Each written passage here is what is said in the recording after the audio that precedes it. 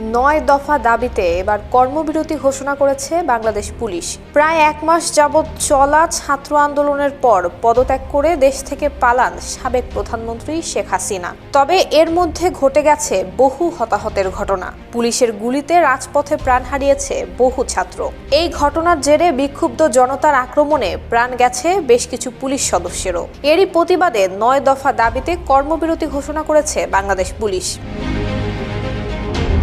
পুলিশের 9 দফা দাবিগুলো হলো সকল পুলিশ হত্যার দৃষ্টান্তমূলক শাস্তি নিশ্চিত করা, নিহত পরিবারের ক্ষতিপূরণ সহ সেই পরিবারের ন্যূনতম একজন সদস্যকে সমপদে নিয়োগ নিশ্চিত করা, আহত সকল পুলিশ সদস্যদের সুচিকিৎসা নিশ্চিত করা এবং ক্ষতিপূরণ প্রদান নিশ্চিত করা, 8 ঘন্টার বেশি ডিউটি পালনে বাধ্য না করা এবং 8 ঘন্টার বেশি ডিউটি পালনে ওভার ডিউটির সুবিধা দেয়া, শুক্রবার শনিবার সহ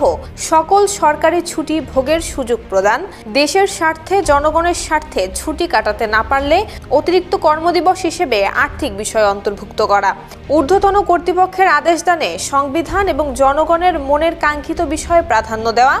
পুলিশকে রাজনীতিমুক্ত রেখে নিরপেক্ষতার সাথে কাজ করার সুযোগ নিশ্চিত করা, পুলিশ হেডকোয়ার্টার থেকে শুরু করে সকল metropolitan police office, police lines, police হাসপাতাল, থানা, পুলিশ ফাঁড়ি, ক্যাম্পের নিরাপত্তা বেষ্টনী জোরদার করে নিরাপদ কর্মস্থল নিশ্চিত করা, যথাসময়ে সকল পদে পদোন্নতির যথাযথ পদক্ষেপ গ্রহণ করে বৈষম্য দূর করা